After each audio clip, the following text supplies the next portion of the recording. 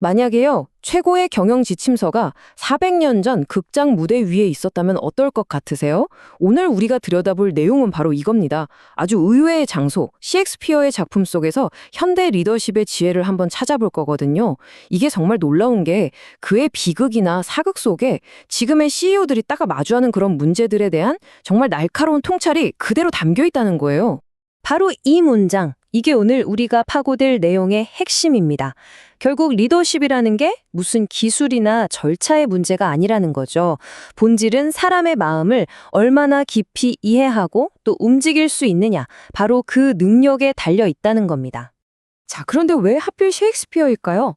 지금처럼 막 첨단 기술이 판치는 시대에도 결코 변하지 않는 리더십의 본질, 바로 인간에 대한 깊은 이해, 이걸 그의 작품만큼 잘 보여주는 게 없기 때문입니다.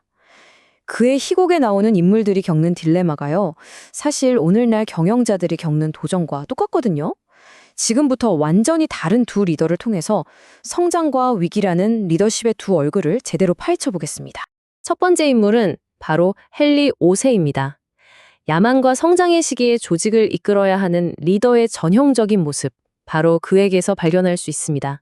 상황이 그야말로 최악이에요. 27세 젊은 왕인데 과거에 워낙 방탕하게 살아서 리더십에 대한 의심을 받고 있죠. 그런데 적진 깊숙이 들어갔다가 병사들은 지칠 대로 지치고 보급도 끊긴 상태에서 무려 5배나 많은 프랑스군과 딱 마주친 겁니다. 과연 이 경험 없는 젊은 리더는 이 절체절명의 위기를 어떻게 기회로 바꿨을까요? 헨리 리더십의 첫 번째 비결, 그건 바로 행동으로 신뢰를 쌓았다는 겁니다. 그의 권위는 뭐 화려한 말에서 나온 게 아니고요.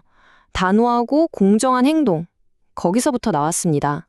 헨리의 리더십은요, 인정 같은 거에 흔들리지가 않았어요.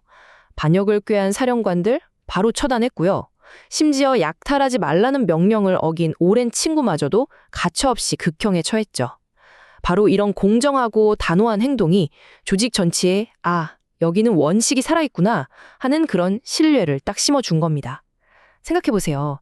바로 이런 원칙이 없었기 때문에 1995년에 단 한 명의 직원이 233년이나 된 베어링스 은행을 통째로 무너뜨릴 수 있었던 거잖아요.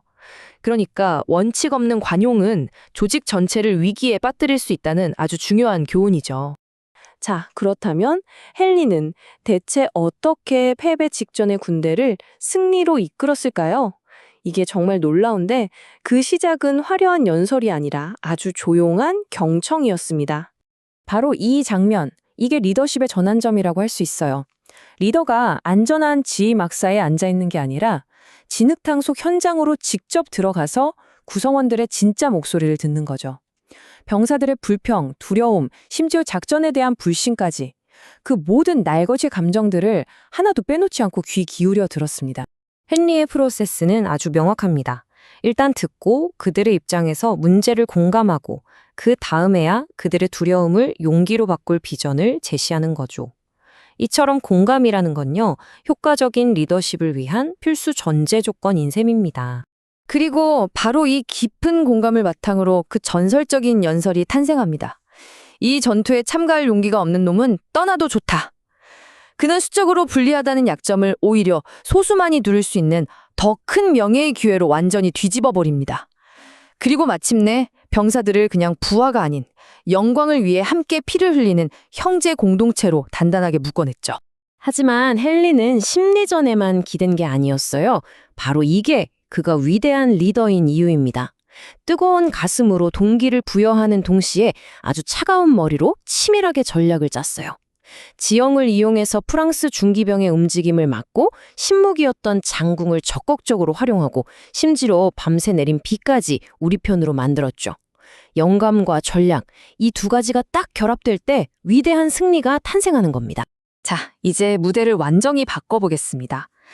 성장을 이끄는 리더가 아니라 모든 것이 무너져 내리는 최악의 위기 상황을 관리해야 하는 리더. 바로 햄릿의 숙부 클로디어스를 만나보시죠. 클라우디우스? 물론 도덕적인 영웅은 절대 아니죠. 하지만 위기관리의 대가라고 할 수 있습니다. 자기 범죄가 드러나고 중요 인물이 죽고 분노한 복수자가 나타나는 이 연쇄적인 위기 속에서 노련한 경영자가 어떻게 상황이 더 나빠지는 걸 막고 주도권을 꽉 잡는지를 보여주는 완벽한 사례 연구라고 할 수 있어요. 클로디어스의 첫 번째 대응을 한번 보세요. 그는 햄릿의 살인 행위를 즉각적인 위협이라고 규정하면서도 대중의 사랑을 받는 햄릿을 직접 처벌하는 대신 그의 안전을 위한 어쩔 수 없는 조치라고 포장합니다. 위기 상황에서는요, 사실 그 자체보다 사람들이 이걸 어떻게 인식하는가가 훨씬 더 중요할 수 있다는 걸 정확히 보여주는 거죠.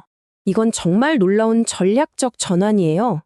폭도들을 이끌고 성으로 쳐들어온 레어티스는 클로디우스에겐 가장 큰 위협이었잖아요. 근데 그는 침착함을 잃지 않고 대화를 시도하고 그의 슬픔에 공감한 뒤에 복수라는 공동의 목표를 제시합니다. 그 결과 가장 큰 위협이었던 레어티스는 이제 햄릿을 제거하는 계획의 핵심 조력자가 되어버립니다. 노련한 위기관리자는 절대 하나의 해결책에만 의존하지 않아요. 햄릿 제거라는 목표를 위해서 클로디어스는 3중의 안전장치를 마련합니다. 계획 A는 레어티스와의 펜싱 시합. 이게 실패할 경우를 대비한 계획 A 플러스는 칼 끝에 독을 묻히는 것. 그리고 이마저도 실패할 경우를 대비한 최종 계획 B. 독이 든 포도주잔까지. 진짜 위기 관리는 이처럼 모든 계획이 실패할 가능성을 염두에 두는 데서 시작됩니다. 자, 이제 두 리더를 한 무대에 세워보죠. 성장기의 비전가 헨리 5세와 절체절명의 위기관리자 클로디우스. 이 둘은 무엇이 다를까요? 그리고 우리는 여기서 무엇을 배워야 할까요? 두 리더의 차이는 아주 명확합니다. 헨리 5세는 무에서 유를 창조하는 성장의 리더예요. 반면에 클로디우스는 최악의 상황에서 조직을 지켜내는 위기의 리더죠. 여기서 가장 중요한 결론이 나옵니다.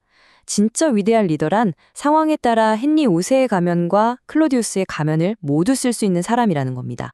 그럼 이 교훈을 어떻게 현실에 적용해야 할까요? 셰익스피어는 헨리 4세의 입을 빌려서 이렇게 말합니다. 작은 불씨는 제때 밟아 끌 수 있지만 방치하면 강물로도 끌 수 없게 된다. 위기는 시작될 때 관리해야 한다는 거죠. 한 설문조사를 보니까요, CEO의 89%가 위기는 피할 수 없다고 인정을 한대요.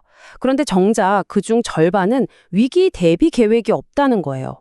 아이러니하죠. 자, 그래서 이 4단계 프레임워크를 한번 보세요. 이걸로 잠재적인 위기를 미리 관리할 수 있습니다. 첫 번째, 우리 사업의 가장 치명적인 위협 요소가 뭔지 찾아내는 거예요. 그리고 두 번째, 그 위협이 진짜 현실이 됐을 때 최악의 시나리오가 뭔지 분석해보는 거죠.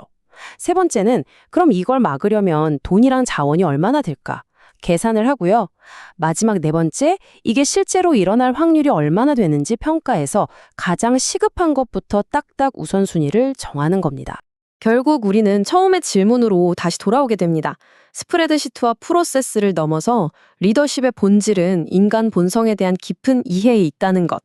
셰익스피어가 오늘날까지도 최고의 경영 교과서로 남아있는 이유는요, 그가 그 누구보다 인간이라는 존재를 깊이 탐구했던 최고의 학생이었기 때문입니다. 여러분의 무대에서는 과연 어떤 리더십이 필요하신가요?